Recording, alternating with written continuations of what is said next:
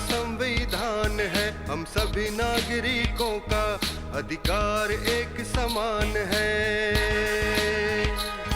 आदिवासी दलित महिलाओं के लिए, शोषित ग्रामीण बेसहारों के लिए झालसा का योगदान है। आओ करें इंसाफ और अपने हक की बात, कानून की बात, कानून की बात, कानून की बात, कानून की बात। जोहार, नमस्कार। कानून की बात में हम आपके सामने जब भी रूबरू होते हैं कुछ ऐसी चीज़ें बताते हैं जिनसे आप समझ सकिए कि आप सिर्फ इसलिए कानूनी लड़ाई नहीं लड़ सकते हैं या सिर्फ इसलिए आप न्याय से वंचित रह जाएंगे क्योंकि आपके पास पैरवी नहीं है, आपके पास पहुंच नहीं है, आपके पास कोई साधन नहीं है जिसके चलते आप अदालत तक पहुंच सकें। हर बार हम आपको यह बात रिपीटेडली बताते हैं कि विधिक सेवा प्राधिकार ने यह व्यवस्था की है। कुछ नहीं होता है तो एक पोस्ट कार्ड डाल दीजिए, कुछ नहीं होता है तो पंचायत में, ब्लॉक में, जहाँ भी पीएलबी बैठते हैं उनको बताइए, उनको लिख करके दे दीजिए। आपका जहाँ का मामला होगा वहाँ उसके हिसाब से विधिक सेवा प्राधिकार आगे की कार्रवाई के लिए जो ज़रूरत होगी वो सुविधा आपको प्रदान करेगी। इसके अतिरिक्त 3-4 चीज़ें हैं जिसमें हमने पहले भी बताया है। जो एससी वर्ग से आते हैं, जो एसटी वर्ग से आते हैं, जो महिलाएं हैं, जो ट्रांसजेंडर है, जिनकी आमदनी 3 लाख रुपए से कम है सालाना, वैसे लोगों को 1 पैसे फीस भी नहीं देना पड़ता है। फीस का पैसा, वकील का पैसा, स्टाम्प का पैसा, कोर्ट का पैसा, सारा खर्च विधिक सेवा प्राधिकार उठाता है। चाहे मामला आपका राष्ट्रीय स्तर का हो, चाहे मामला राज्य स्तर का हो या मामला जिला स्तर का हो। तो आप अपने या जिनको ज़रूरत है उनको यह बताइए कि जहाँ जिला या अनुमंडल में अदालत है वहाँ जाएं, वहाँ पर आपको मेंबर सेक्रेटरी मिल जाएंगे या किसी से पूछ लें, पीएलबी मिल जाएंगे। कहाँ कैसे आपको मूव करना है, लिखने का काम वो भी कर देंगे। आपको लिखने नहीं आता है तो उसमें भी मदद कर दें, कागज़ नहीं तो कागज़ की भी मदद कर देंगे। अभी 2 महीने पहले से 1 जुलाई से 3 नए कानून आए हैं। इस कानून पर विद्वान न्यायाधीश एस.एस. प्रसाद से 2 एपिसोड हम कर चुके हैं। आज हम बात करेंगे साक्ष्य अधिनियम पर। आप सभी यह जानते हैं कि हर कोर्ट में, हर अदालत में सबूत और सिर्फ सबूत चाहिए। शायद मेरी जानकारी के अनुसार कानून की देवी की आंख पे जो पट्टी बंधी हुई है, पट्टी बंधने के पीछे यही है कि सबूतों के आधार पर फैसला होगा। सबूत में आदमी भी होगा, सबूत में कागज़ भी होगा, और अब सबूत में नए नए क्या क्या चीज़ें होंगी। और जब तक सबूत पुख्ता नहीं मिलता है तब तक अदालत क्या कार्रवाई करेगी, कैसे किसी को दंडित करेगी या छोड़ देगी। आज इन्हीं बातों पर बात करेंगे हम। हमारे साथ उपस्थित हैं जिला उपभोक्ता संरक्षण न्यायालय के पीठासीन पदाधिकारी स्वर्ण शंकर प्रसाद जी। स्वागत है आपका। जोहार, नमस्कार। एक तो जो 3 कानून बदले उसमें एक साक्ष्य अधिनियम भी है। तो क्या है साक्ष्य अधिनियम का मतलब, या पहले क्या था? एविडेंस एक्ट तो पहले भी था, अब है 1872 था जी। उसके स्थान पर भारतीय साक्ष्य अधिनियम आ गया। ये कितनी बार बदला और क्या क्या चेंजेज हुए? ये 1872 का था जो लगातार चल रहा था। इसमें बीच बीच में अमेंडमेंट आया जी, लेकिन अभी भी वो लगातार उसी समय से जो था वो मैंने अमेंडमेंट कुछ ऐसा उल्लेखनीय था जैसे उल्लेखनीय अमेंडमेंट है कि आपका जो इलेक्ट्रॉनिक्स आइटम सब था वो पहले एविडेंस में 1872 के एविडेंस एक्ट में नहीं था, तो उसके लिए अमेंडमेंट करके जोड़ दिया गया। उसी तरह से जब ऑफेंस, सेक्सुअल ऑफेंस विभत्स होता चला गया, सोसाइटी में मांग हुआ एविडेंस का, तो फिर वो डाल दिया गया। तो क्रमशः डेवलपमेंट के साथ आया। जुडिशल प्रोनाउंसमेंट भी आते गए, तो उस अनुसार उस समय अमेंडमेंट आया और ये एक टोटल चेंज करके नया एक्ट ला दिया गया। तो अगर साक्ष्य के बारे में कहें तो किन किन चीज़ों को साक्ष्य मानेंगे? जुर्म, किसी भी जुर्म के लिए, किसी भी घटना के लिए किन किन चीज़ों को साक्ष्य माना जाएगा? साक्ष्य आप 3 तरह से कह सकते हैं। एक तो प्रत्यक्ष साक्ष्य जी, दूसरा जिसने सुना देखा। गया, जिसने देखा वो कहा, दूसरा सुना गया साक्ष्य और तीसरा दस्तावेजी साक्ष्य। 3 तरह का साक्ष्य है। इसके अतिरिक्त अभी दस्तावेज में जो हम लोग देखते थे वो लिखित डॉक्यूमेंट था। अब इलेक्ट्रॉनिक्स डॉक्यूमेंट को भी दस्तावेज में मान लिया गया। तो ये एक नया परिवर्तन आ गया। इस नए परिवर्तन से फ़र्क क्या पड़ेगा और कैसे फ़र्क पड़ेगा? क्योंकि जो अमेंडमेंट आया था उस अमेंडमेंट में भी था, ये चीज़ें जुड़ी हुई थी कि अगर कोई वीडियो रिकॉर्डिंग या ऑडियो रिकॉर्डिंग आती है तो आप उसको देखिए और देख करके, तो जो नया चेंज हुआ तो उसमें और इसमें क्या फ़र्क आ जाएगा? पहले जितना भी था, जो वीडियो रिकॉर्डिंग और ऑडियो रिकॉर्डिंग करते थे, बहुत से जगह तो ये मस्ट नहीं था, ज़रूरी नहीं था कि आप वीडियो रिकॉर्डिंग ही कराइए। जैसे ऑटोप्सी है, जो सब परीक्षण होता है, उसका वीडियो रिकॉर्डिंग कोई कंपलसरी नहीं था। इसी तरह से जब वीडियो रिकॉर्डिंग हो जाता था या कोई वीडियो रिकॉर्डिंग है तो उसकी सत्यता के लिए प्रायः लोग चैलेंज कर देते थे कि ये सत्य है नहीं है, उसका जांच होता था, फेक है, ओरिजिनल आवाज़ है नहीं है, कोई फोटो बनाया तो नहीं गया हाँ, इधर से ये उधर सब चीज़ था। अब है क्या कि जो तैयार करता है उसका सर्टिफिकेट चाहिए, जो कंप्यूटर का मास्टर है उसका सर्टिफिकेट चाहिए, उसके आधार पर वो एक्सेप्ट हो जाता है। अब एडमिशन हो गया, उसके एवेल्युएशन कोर्ट पर निर्भर करता है जो उसको एवेल्युएट करेगा। इस संबंध में नए साक्ष्य अधिनियम का सेक्शन 62-63 रिलेवेंट है। नहीं, अभी जो है जैसे कि न्यूज़ चैनल में एक न्यूज़ चैनल चलता है न्यूज़ लॉन्ड्री जी, या इस तरह के कई और चैनल्स हैं जिनका काम ये है कि फेक न्यूज़ है, इस तरह की बात जो आई है वो न्यूज़ कितना फेक है कितना सही है। फोरेंसिक जांच की जो बात कर रहे हैं आप, फोरेंसिक जांच पहले भी होती थी और अभी भी होगी, लेकिन पहले जिस समय संशोधन हुआ, संशोधन होने के बहुत पहले से इलेक्ट्रॉनिक एविडेंस आते रहे। मान्यताएं नहीं मान्यताएं क्या है वो ज़्यादा बेहतर आप बताएंगे। तो अभी उन साक्ष्यों को जांचने के लिए, इसीलिए कि पहले टाइम बाउंड नहीं था, अब तो टाइम बाउंड, लगभग फैसले टाइम बाउंड देने हैं। इसको अंतर को इस तरह से समझिए कि पहले ये दस्तावेज नहीं था। कोई भी इलेक्ट्रॉनिक आइटम आप भेजते हैं, पूरा का पूरा एक फाइल आप इलेक्ट्रॉनिक माध्यम से भेज सकते हैं, वो दस्तावेज नहीं माना जाता था, इलेक्ट्रॉनिक साक्ष्य के रूप में अलग था। अब दस्तावेज की परिभाषा में वो सीडी भी है या पेन ड्राइव भी है, वो सब दस्तावेज की कंप्यूटर भी है, मोबाइल भी है, सब दस्तावेज की परिभाषा में है, तो दस्तावेज के रूप में वो प्रूफ हो गया, चला आया। और दस्तावेजी साक्ष्य जो होता है उस संबंध में इसको समझिए कि आप कोई अगर प्रत्यक्ष गवाह आया जो देखा है घटना को या जो सुना है, तो उसका क्रॉस एग्जामिनेशन होता है। दस्तावेजी साक्ष्य जो होता है उस संबंध में उस सर्टिफिकेट के साथ आ गया, आप एडमिट कर लिए, अब उस पर आपका क्रॉस एग्जामिनेशन कुछ नहीं है। अब उसको जो जज देखेंगे और जो दोनों साइड के वकील हैं वो उसको प्लेस करेंगे, उसका इंटरप्रिटेशन जो है उसमें उसको करेंगे। ये एक बड़ा फ़र्क लाता है। और आप जब ऐसे आप डेवलपमेंट पर देखिएगा, इंडिया में जो डेवलपमेंट हुआ है लॉ का, उस लॉ के डेवलपमेंट में देखिएगा कि यहाँ पर पहले ब्रिटिश थे, फ्रेंच थे, पुर्तगीज़ थे, तीनों लोगों ने अपना लागू किया, अपना अपना शासन लागू किया।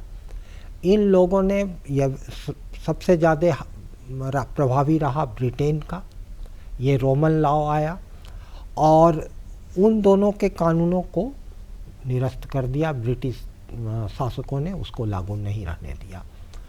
अब यहाँ पे जो है, जैसे जितना तरह का सिविल लॉ था, Hindu act, Hindu succession act था, या Hindu endowment act, Hindu marriage act, इस सब में संहिता था। तो संहिता के आधार पर एक्ट आ गया, उसमें कोई विशेष परिवर्तन अंग्रेज़ों ने नहीं किया। ऐसे रिफॉर्म्स जो आया सती प्रथा और विवाह अधिनियम में एज वगैरह का, वो अलग रहा। तो लेकिन जो क्रिमिनल लॉ था उसमें अंग्रेज़ों ने एक ख़ास चीज़ किया कि वो सिर्फ अपने कानून, अपने विधि व्यवस्था को बनाए रखने के लिए वो लॉ को लाए। और भारतीय अगर यदि कानून व्यवस्था, आपराधिक कानून व्यवस्था पर नज़र डालिएगा तो भारत का आपराधिक कानून व्यवस्था 5000 साल पुराना है। और यहाँ पर सैकड़ों राज्य था, छोटा छोटा, हर का अपना एक कानून व्यवस्था था, वो उसको लागू कराता था। आज़ादी के बाद हम लोगों के लिए एक विचारणीय बिंदु ये था कि जो कानून लागू है, थोड़ा सा इतिहास को ही हम ले लेते हैं तब आगे बढ़ेंगे वर्तमान की तरफ या निकट जो इतिहास है उसके निकट। अपने यहाँ छोटे छोटे राजाओं की संख्या बड़ी होती थी, बहुत ज़्यादा। झारखंड और बिहार के कुछ इलाकों में देखें तो वो स्टेट जैसे बहुत सारे जैसे दरभंगा स्टेट था, आपका बनेली स्टेट लेकिन था। एक राजा बड़ा होता था जो कहता था कि हम भारत के राजा हैं। अकबर हुए या इस तरह के बहुत सारे लोग हुए जिन्होंने दावा किया कि हम यहाँ के राजा हैं। महाराणा प्रताप चित्तौड़गढ़ में सीमित रह गए, महारानी लक्ष्मीबाई झांसी में सीमित रह गए। तो इस तरह की बहुत सारी चीज़ें हुई। तो ये कानून, कोई कानून उस समय केंद्रीय कानून भी था कि अकबर बादशाह अगर वहाँ पर है या चंद्रगुप्त मौर्य है तो चंद्रगुप्त मौर्य का कानून पूरे देश में चलना है, ये तो चलेगा ही चलेगा। फिर वहाँ जो जमींदार या जागीरदार है उसका जो अपना कानून है चलेगा। जैसे नीलहों के मामले में देखें, नीलहों के मामले में सरकार ने जो छूट दी थी उस छूट के इतर नीलहों ने ढेर सारे कानून अपने बना लिए और उस कानून को वो इम्प्लीमेंट भी करते थे। जब जांच शुरू हुई तो जांच में चीज़ें आई। तो ये हम थोड़ा सा अपने दर्शकों को बताना चाहते हैं। आप जो संदर्भ लिए जी, जब ब्रिटेन 18 सिपाही विद्रोह या उसके पहले, उसके बाद जो आ गया, लेकिन उसके पहले का जो कानून व्यवस्था है, ब्रिटिश कंपनी आने के पूर्व पूर्व की जो स्थिति है, यहाँ पे साक्ष्य अधिनियम के लिए भारत में एक न्याय शास्त्र करके था और इस न्याय शास्त्र के प्रणेता थे औदुंब गौतम। गौतम ऋषि दो हुए, एक तो गौतम हैं जो अहिल्या के साथ, नहीं, एक सांख्य योग के प्रणेता हैं, वो भी गौतम ऋषि हैं, अहिल्या के पति। और एक गौतम है जो अपना न्याय सूत्र दिए। न्याय सूत्र साक्ष्य अधिनियम से ही जुड़ा हुआ है। न्याय चाणक्य ने भी कई न्याय सूत्र दिए हैं। इसमें चाणक्य उसमें विचार किए हैं, उसके आधार पर न्याय निर्णय दिया करते थे वो। इसमें 528 सूत्र है और ये जो 528 है, ये 528 बादशाहों के समय में, अंग्रेजों के आने के पहले, बादशाहों के समय, तो हम समझ गए, बादशाहों के समय में, अंग्रेजों के आने समय उसको कोडिफाई करके इसमें ऐड किया गया था क्या? नहीं ऐड किया। बादशाहों के आने के पूर्व ये कोडिफाइड था। हाँ, ये कोडिफाइड था। ये 528 सूत्र जो है, इसके आधार पर वो लोग कहते थे, निर्णय करते थे कि आपका अपना जो क्रियाकलाप है वो क्रियाकलाप में आप सुधार कीजिए और मोक्ष की प्राप्ति कीजिए। और इसी को अगर हम जैसे इसको हम इस तरह से ले सकते हैं कि जैसे हीगल का जो डायलेक्टिक सिस्टम था उसको कार्ल मार्क्स ने ले लिया डायलेक्टिक मेटेरियलिज्म के रूप में। लेकिन इतिहास जैसे जैसे आगे बढ़ता है चीज़ें बदलती हैं। जो कभी टोटम थे वो टैबू हो जाता है। तो इस आधार पे अगर हम बढ़ते हैं तो वो न्याय सूत्र में कहीं गवाह जो आया बोला उसके क्रॉस एग्जामिनेशन की बात नहीं है। वो जो बोला उसके आधार पर उसका विश्लेषण कर लिए, अपोजिट पार्टी को क्रॉस एग्जामिनेशन का मौका नहीं है। और ये जो रोमन लॉ है, यही हम आना ये चाहते थे कि पहले फिल्मों में जो दिखती है चीज़ें कि आगे घंटी बजाया, घंटी बजाने के बाद में राजा उठ करके आए किसी भी स्थिति में और उन्होंने न्याय के लिए फरियादी को कहा कि हाँ भाई तुम्हारी बात सुनी गई, बुलाओ उसको भी बात कर लेते हैं। लेकिन अंग्रेज जब आए या मुग़ल जब आए तो मुग़लों ने अपना शासन काल चलाए रखने के लिए उस तरह के कोडिफिकेशन को और अपना जोड़ करके नया कुछ बनाया जिसमें कि हमारा राज्य जो है वो हमारा राज्य सुरक्षित रहे। साक्ष्य अधिनियम में इसको इस तरह से देखिए, जैसे कहानी पढ़े होंगे आप तेनालीराम। हाँ, तेनालीरामा के सामने में राजा प्रस्तुत करते थे कि ये समस्या है और इसका निदान बताओ। तेनालीरामा उसका निदान बताते। बीरबल, अकबर बीरबल की भी कहानियां बहुत सारी हैं। बीरबल में तो हास्य ज़्यादा है, तेनालीरामा में इंटेलिजेंस ज़्यादा है, मतलब ये गंभीर इंटेलिजेंस है। उसमें आप तेनालीरामा उसका विश्लेषण करते थे और बताते थे। वो जब विश्लेषण आप देखिएगा तो आपको न्याय सूत्र का मिल जाएगा, झलक दिखेगा, उसका झलक मिल जाएगा। या फिर आप चाणक्य आप देखते हैं, चाणक्य का जो न्याय था उसमें आप उस न्याय सूत्र को देख लेंगे।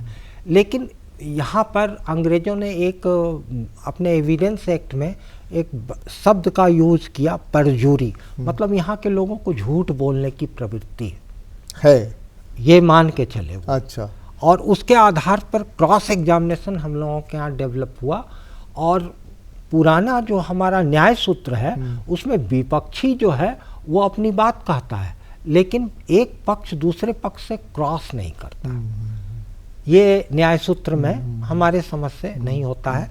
लेकिन इस रोमन लॉ में ये क्रॉस एग्जामिनेशन की जो बात है वो है जो पुराने सिनेमा तो सिमट कर, सिनेमा में तो होता है, सिनेमा में तो होता है कि परजूरी सिनेमा पुराने एक्ट में भी था और नए एक्ट में भी है, क्रॉस एग्जामिनेशन है। नए एक्ट में एक और चीज़ है, वो है ज्वाइंट ट्रायल। जैसे पहले हम लोग चार्ज जब फ्रेम करते हैं तो चार्ज फ्रेम करने में अगर यदि एक ही क्रम में अपराध होते हैं, चार्ज फ्रेम आप करते हैं और एक चार्जशीट बन करके वहाँ से आता है, दोनों में डिफरेंस क्या है? जो चार्जशीट बन के आया वो चार्जशीट में अभियुक्त का नाम लिखा होता है, किस अपराध में उसको भेजा गया है वो रहता है और एक सारांश रहता है। इसके साथ पुलिस की डायरी होती है और इन सब के आधार पर अभियुक्त को सुनाया जाता है कि आपके विरुद्ध ये अपराध का आरोप है, ये अपराध कहा गया है और वो उसको सुन के उसको एक अवसर दिया जाता है कि वो जो कहे, अपराध चाहे तो स्वीकार कर ले या कहे कि हम ट्रायल फेस करेंगे, तो अपराध का गठन कर दिया जाता है। अपराध के गठन के बाद, अपराध के गठन का काम जुडिशरी करती है, हाँ, जज करते हैं, ठीक है। उसमें है क्या कि जहाँ पर 2 साल से अधिक का सजा है वहाँ पे लिखित अपराध का गठन होता है और अगर उससे कम का है तो एक्विजिशन एक्सप्लेन होता है। तो ये अपराध मतलब गठन हो गया, चार्जशीट जब बना लिए तो चार्जशीट के बाद हम लोग अब गवाह को बुलाते हैं। गवाह को बुलाने का जो क्रम है उसमें जो पीपी होंगे वो चाहे तो सीरियोटम में कौन गवाह को पहले बुलाएंगे, कौन गवाह को बाद में बुलाएंगे, वो सीरियोटम तय करते हैं। और विपक्षी को अधिकार होता है कि वो उसको क्रॉस करे। उसी में अगर यदि वो अपने जिस पक्ष से बुलाया गया है उस पक्ष के पक्ष में गवाह नहीं दे के कुछ अन्य बात बोल देता है, विपक्षी के पक्ष में बोलने लगता है, तो फिर इम्पीचमेंट होता है। इम्पीचमेंट के बाद उसका प्रोसिक्यूशन ही क्रॉस करता है। तो ये एक क्रम है। फिर उसके बाद अभियुक्त का स्टेटमेंट होता है। ये क्रम हम लोगों के पुराने जो व्यवस्था थी उस व्यवस्था में वो नहीं था। ये एक अलग तरह का व्यवस्था है। जो आप कहते हैं दरवाज़ा खटखटाता था, ये था, वो क्रम नहीं है इसमें। अब हम बता रहे थे ज्वाइंट ट्रायल के बारे में। तो ज्वाइंट ट्रायल जो है उसमें बहुत से अभियुक्त अगर है तो प्रायः चार्ज में हम लोगों को दिक्कत होता था कि एक आया एक नहीं आया। जैसे हमको अपने गया का अनुभव है, नक्सलियों का केस था, 158 अभियुक्त थे। चार्ज उसमें फ्रेम ही नहीं हो पाता था, अभियुक्त कभी पहुंचते ही नहीं थे, कोई न कोई अभियुक्त फरार हो जाता था।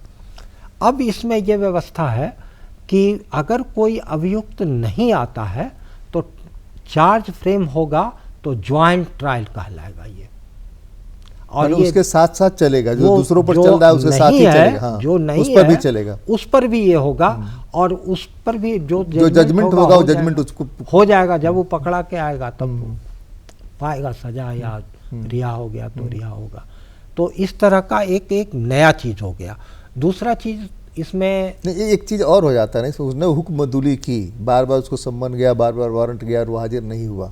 और उसके बाद में जब सज़ा हो गई, सज़ा होने के 5 साल 10 साल बाद कहीं पकड़ा गया, इस बीच का जो गैप है तो वो भी तो उस पर इल्ज़ाम होगा ना एक अलग से। जो गैप है वो तो सिस्टम का फेल्योर है, अच्छा, पुलिस सिस्टम का फेल्योर है।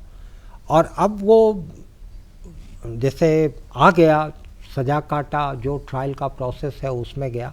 दूसरा चीज़ जो इसमें हमको दिखा एविडेंस एक्ट में, वो था कि हम लोग कोई अपराधी है, वो अपना गवाह बन जाना चाहता है, प्रोसिक्यूशन को फेवर करना चाहता है, तो उसमें उसकी गवाही की मान्यता को कम करके आंका जाता था। अब है क्या, कोरोबोरेशन अभी भी आवश्यक है, कोरोबोरेशन एक इम्पॉर्टेंट फैक्टर है, लेकिन उसको अब इसमें उसके महत्व को इसमें बढ़ा दिया गया। अच्छा, ये एक नया चेंज आया। और जो कोई भी एविडेंशियल वैल्यू है या जो कोई भी कॉन्स्टिट्यूशन में जो भी राइट है, वो कहीं भी इससे इन्फ्रिंज नहीं होता है। ये एक अधिक कॉम्पैक्टेड लॉ है और पुलिस में इसमें कई प्रकार का सुधार आने की संभावना है। जो हम पहले भी आपको एविडेंस एक्ट के पहले जो न्याय संहिता पर बात किए थे, उसमें भी कहते हैं। अब जैसे पुलिस का बहुत सा देखिए, पुलिस ऑर्डर्स है, पुलिस मैनुअल है। पुलिस मैनुअल अभी भी रेलिवेंट है। पुलिस ऑर्डर्स में 80 ऑर्डर्स है। उस सब को हम अलग करके नहीं कर सकते हैं, क्योंकि पुलिस इस इन्वेस्टिगेशन में जुड़ी हुई है और इन्वेस्टिगेशन के दौरान उसको बहुत सा पावर्स है। सारा पुलिस मैनुअल में भी सारा पावर जो है वो मुख्य रूप से एसपी को और थाना प्रभारी को जाता है। सीआरपीसी में भी थाना प्रभारी को जाता है। आप अगर पुराने समय को याद कीजिए तो हवलदार साहब बहुत से लोगों को रोड किनारे मतलब वो यूरिनेट कर रहा हो, पेशाब कर रहा हो तो पकड़ के ले आते थे। 34 पुलिस एक्ट लागू हो जाता था। लेकिन अब पुलिस का ट्रेनिंग इस तरह से बदला है कि अब आप उस तरह के मुकदमा को नहीं देखते होंगे। अब रिसेंट डेवलपमेंट जो है, अब आप ट्रैफिक में देखिए, ट्रैफिक जाम हो रहा है, हेलमेट नहीं पहन रहा है, सीट बेल्ट नहीं लगाया है, इस आधार पे जो है तो एक नयापन एक्ट आता है। पुराना एक्ट अगर यदि एबॉलिश नहीं भी हो रहा है, उसमें अमेंडमेंट नहीं भी आ रहा है, नए एक्ट आने के बाद लोगों का व्यवहार, कार्य प्रणाली बदल जाता है। हमारा मतलब हम सबों का ये काफ़ी इस संबंध में विचार है कि इस नए एक्ट से काफ़ी कुछ परिवर्तन आएगा। नई चीज़ें से बदलाव तो होते ही है। जैसे कि आप किसी कॉर्पोरेट्स में चले जाइए, वहाँ आपका कहीं भी कोई आदमी थूकता हुआ नहीं मिलेगा जी। और यहाँ साफ़ सफाई वाले सरकारी जगह कहीं भी चले जाइए, वहाँ जिसको मन करेगा, जहाँ मन करेगा वहीं पर थूक उगल सकता है, कोई दिक्कत नहीं। तो चीज़ों के बदलने से फ़र्क तो पड़ता है। आदमी वही है, लेकिन एक डिसिप्लिन जो वहाँ है और यहाँ जो डिसिप्लिन है, उसको पता है कि यहाँ पहुँचवाया भी जाएगा, ऊपर से 200 रुपया मिलेगा। कानून का पालन जो होता है, जो भी कानून बनता है, वो 2% 3% लोग कानून का पालन नहीं करते। 98 से 98% 97% लोग स्वभावतः कानून का पालन करते हैं। और उसी कड़ाई जो है और ये व्यवस्था जो है, वो 2-3% लोग जो कानून का पालन नहीं करते हैं, उनके लिए सख्त होता है। और जो अमूमन कानून का पालन करते हैं, उनसे अगर किसी प्रकार का त्रुटि हो जाता है तो उसके लिए सुधारात्मक व्यवस्था काफ़ी ज़्यादा है। और बहुत से जगह आप भी देखते होंगे कि आप सीट बेल्ट नहीं लगाए हैं, भूल गए हैं, आप एक संभ्रांत व्यक्ति हैं, तो बहुत बार आप देखते हो कि आपको इग्नोर कर दिया। लेकिन वैसा समाज जहाँ पर कि 20% से ज़्यादा लोग कानून की अवहेलना कर रहे हों, अब आप ऐसे चले जाइए जहाँ हम लोगों में एक इलाका है मध्य प्रदेश और इस क्षेत्र में, जहाँ कि लोग प्रायः कहता है कि जो वहाँ का पानी पी लिया बागी हो जाता है। तो वहाँ जहाँ कि ज़्यादातर लोग इस तरह के हों, वहाँ कानून का पालन कराना कठिन हो जाएगा। तो वो जन विद्रोह का आप कह नहीं, सकते यहाँ हैं। दो चीज़ें हम ये करना चाहेंगे। एक तो ये कि इसकी भी तो फोरेंसिक जांच होगी ही, जैसे साक्ष्य को ये उससे तर्क वितर्क होता है, तुमने देखा, कैसे देखा, उस समय तुम्हारी क्या पोजीशन थी, तुम क्या कर रहे थे। तो जो इलेक्ट्रॉनिक आइटम्स आएंगे साक्ष्य के रूप में, दस्तावेज के रूप में, इसकी भी तो जांच परख होगी, उसके बाद ही इसका फाइल। जांच परख तो होगा ही। आप जो जज बैठे हैं वो उस पर निर्णय लेंगे और दोनों पक्ष के वकील अब जो पुलिस है की वो भूमिका नहीं है, आर्गुमेंट कर पुलिस के देंगे। पास जो एविडेंस दस्तावेज के रूप में दिए गए, पुलिस उसमें कुछ छेड़छाड़ नहीं करेगी, पुलिस जो सीधे ले जाकर कोर्ट को देगी। इलेक्ट्रॉनिक एविडेंस जो तैयार हुआ वो प्राइवेट पार्टी भी तैयार करता है और पुलिस भी कहीं कहीं इन्वेस्टिगेशन के दौरान तैयार करती है। तो अब आपका जो संपूर्ण इन्वेस्टिगेशन पुलिस के पास था वो थोड़ा सा डाइवर्ट हो गया। प्राइवेट पार्टी के पास भी एविडेंस है और वो एविडेंस को कोर्ट एक्सेप्ट कर रहा है डॉक्यूमेंट के रूप में। ये एक बहुत बड़ा परिवर्तन। सर्वोच्च न्यायालय में तो कई मामले इस तरह के आए जिसमें जी, जिन जी। मामलों में उनकी प्रतिक्रिया हुई। कानून की बात में आज तो बस इतना ही, लेकिन यह जो साक्ष्य अधिनियम में बदलाव हुआ है, यह बदलाव समाज में अपराध और दंड की जो पूरी प्रक्रिया है उसमें भी बेहतर की ओर ले जाएगा, बेहतरीन बदलाव होंगे और यह माना जाता है कि न्याय जल्द से जल्द मिलेगा। इसी उम्मीद और कामना के साथ आप सबको जोहार, सबको नमस्कार। नमस्कार।